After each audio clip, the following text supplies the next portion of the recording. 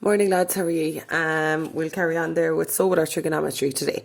Will you just get out your log tables there please? I just want to show you a formula in them. So on page 16 of your log tables. The next thing we're going on to, it's called the sine rule, and this is new. You would never have seen this before in junior cert, okay? So what the sine rule says, it says A over sine A is equal to B over sine B is equal to C over sine C. And that's on page 16 of the log tables.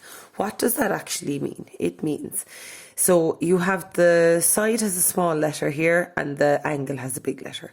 So that over the sine of that is the same as this one over the sine of this one. How do you know which ones match up? Well, they're directly across from each other.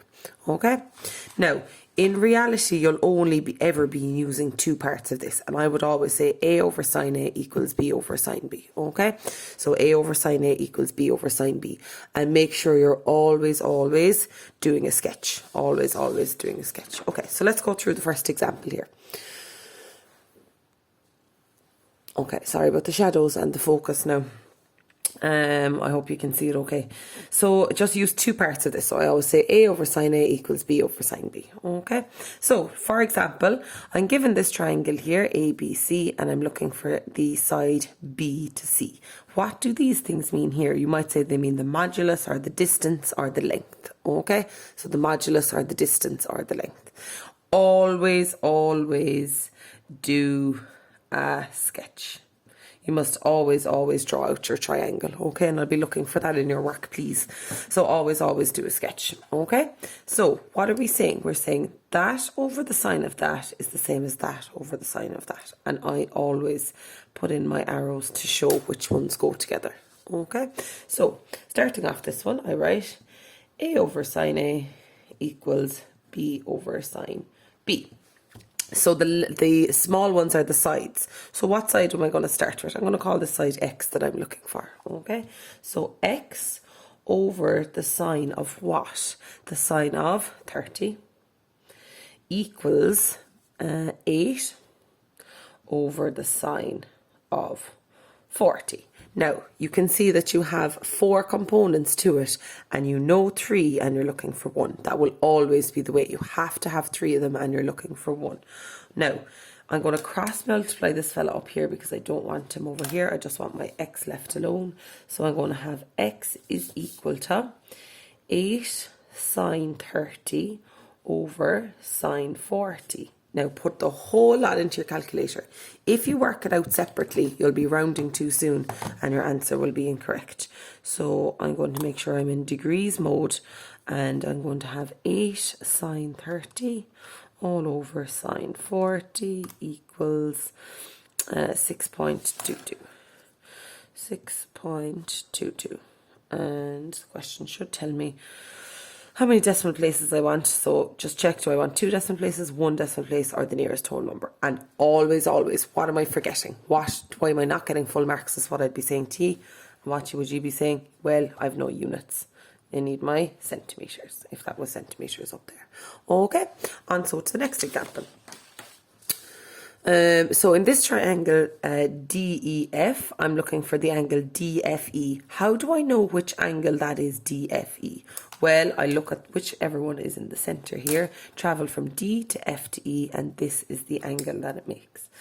Okay, so the missing angle, I'm just, so again, put in my arrow here, and they go together. So I have 1, 2, 3 components, and I'm missing 1. This time I'm missing the angle. Write your formula. A over sine A equals B over sine B. Fill in what I can. Okay, so this is the missing one. So maybe call that, up to yourself, we'll call it A. Okay, you can call it F, call it theta, call it X, whatever you like. Just put some letter there. So I'm saying 3.8 over the sine of this one, A, is equal to B. Now, remember, small letter is the side, is equal to 5.2 over the sine of 35. Sine of 35. Okay, now we cross multiply. This one will go up here, and this one will go up here. So I have 3.8 sine 35 is equal to sine A by 5.2. I should put my 5.2 first, but it doesn't matter. I want sine A by itself. So where will this one go? That will go down on the other side. So I'm left with sine A is equal to 3.8 sine 35 all over 5.2. Now, if you're saying to me, did you just change everything over to the side? Well, sure, that's the same as saying 3.8 sine 35 over 5.2 is equal to sine A. Okay, so that is the same as that. I just prefer to write what I'm looking for on the left-hand side. Do you remember what button on my calculator I used to sort this out? Yes, you do. It is the inverse function. Okay, so it's the inverse sine of 3.8 sine 35 all over 5.2. So I have equals the angle A equals, okay, so I say second function sine, and it's 3.8 sine 35 over 5.2, and I get 24.78 degrees. 24.78 degrees. Again, they might ask you to the nearest degree or for a decimal point, but they were asking for angle DFE, so just make sure I'm saying angle DFE is equal to 25 degrees, because that's the notation that they used. Okay, one more thing for today. I'm going to go for the area of a triangle. All right, the area of a triangle. And this formula is also on page 16 of your log tables. You see it there, half AB sine C. Half AB sine C. Okay, what that actually means, so it's a half AB sine C. So A is here, B is here. Where would you describe the angle C? It's in between the two of them. So it's any two sides and the angle between. If I was picking these two sides, I would pick that angle in between. So it's any two sides and the angle in between. So it's a half AB and the sine of C. So again, all you're doing is subbing in. Now, make sure you draw your triangle. Draw your triangle. Every single time, please, no shortcuts. I can hear you in my head. Do we have to draw every single one? Yes, ye do. Okay, so first thing I'm going to do is write my formula. Half AB sine of C. Now, what I would say to you, it's two sides and the angle in between. So it's whatever two sides, this side and the angle in between, because that's what I have to work with. So it's a half, a 12 and a 10 and the sine of 40. So I have a half by 12 by 10 and the sine of 40, and I get 38.6. Now, what am I missing? Why am I not getting full marks? Because I must put centimeters squared, because it's area. Okay, another example here. So I have 7 centimeters, 9 centimeters, and 4 centimeters. This angle is 120. Now, I filled in these three sides, right? But you must only use two of them. Which two am I using? Well, it's two sides and the angle between. So this is the angle I'm using. So what two sides does that be in between? This one and this one. Again, write out your formula. It's a half AB sine of C. So it's a half. My two sides are 7 and 4 and the sine of 120. So I have a half by 7 by 4 by sine 120 equals 7 root 3 centimeters squared, or if you wanted to give it decimal places, 12.1 centimeters squared. Depends how they ask it, in surd form or correct to decimal places. Another example, if you had to work backwards. Okay, so this time I'm given the area of the triangle ABC. It's 78 centimeters squared, and I'm finding the missing angle. Okay, so I'm finding the missing angle. Again, where's my starting point? Well, I'm told the area, so that's my starting point. I know a half AB sine C is equal to what? Well, the area, this is the area of a triangle, is 78. So I can put that equals, to 78. And it's two sides and the angle in between. So here's my two sides, and I'm missing that angle there. Okay, so I have a half. What are my two sides? 13 and 18. Doesn't matter which way around you put them. Sine C equals 78. Now, so I want to get sine C alone. So all of these would, well, let's multiply them out because there'll be no rounding. So we have a half multiplied by 13 by 18 equals, so a half. So a half by 13 by 18 equals 117. So I have 117. Sine C is equal to 78. That goes down on the other side. So I have sine C is equal to 78 over 117. So remember, what button do I use again on my calculator? The inverse function. So inverse sine 78 over 117 equals, so second function sine 78 over 117 equals 41.8 degrees. So 41.8 degrees or 42 degrees, right? My question will normally tell me to the nearest degree or to a decimal point. I'm actually just going to go through one thing more with you. So this will do you for Wednesday's and Thursday's lesson, and you'll have your revision sheet for Friday's class then. Okay, so just one more example and I'll finish up. Use both the sine rule and the area together.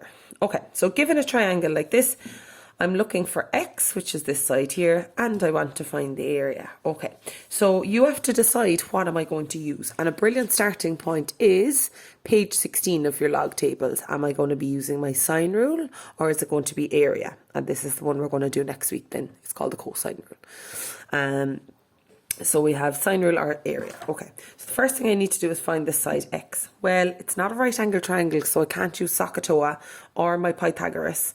So I'm going to use my sine rule. You kind of run through them like that. I would say, right, if it's a right angle triangle, I can go down here, use SOHCAHTOA or Pythagoras. If it's not, I'm going to go up here and use sine rule, cos rule or area. All right, so we're going to find x first. Put in your arrows. That over that is that over that is that over that. Formula, A over sine A equals B over sine B. This is the one I'm looking for. X over the sine of 15 is equal to root 10 over the sine of 60. Cross multiply that one up there. So I have x is equal to root 10 sine 15 all over sine 60. X is equal to, so I have root 10 sine, oh sorry, it was arrow forward, sine 15 all over sine 60 equals 0.945, which we'll just say is 0.945. I'm just going to say that's equal to 1. Okay, so this side is 1, so fill it into the diagram. Next thing I need to do is find the area. Okay, so the area, remember, is, so we'll say that's half AB sine C. Two sides and the angle in between. Okay, so I have this side and I have this side, but I do not have the angle in between them. Would anyone know, as if you're going to be able to answer me through the phone, but anyway, would anyone know how to get the missing angle up here? I'm sure you all would. So I know the three angles add up to 180 degrees. So I have this one and I have this one. So I have, so the angles add up to 180. So I have 15 and I have 60. What does that give me? 75. How much am I missing here? Well, I do 180 minus 75 and I get 105. Okay, so this angle in here is 105 degrees. So now I can use my half. A is root 10, B is 1, and the sine of 105 to get me my area. So it's a half by root 10 multiply, sorry, I must go forward from the square root by 1 by sine 105 equals 1.53, we'll call it 1.53 centimeters squared. It's a very small triangle because I just made up those numbers out of my head, so that's why they're so small.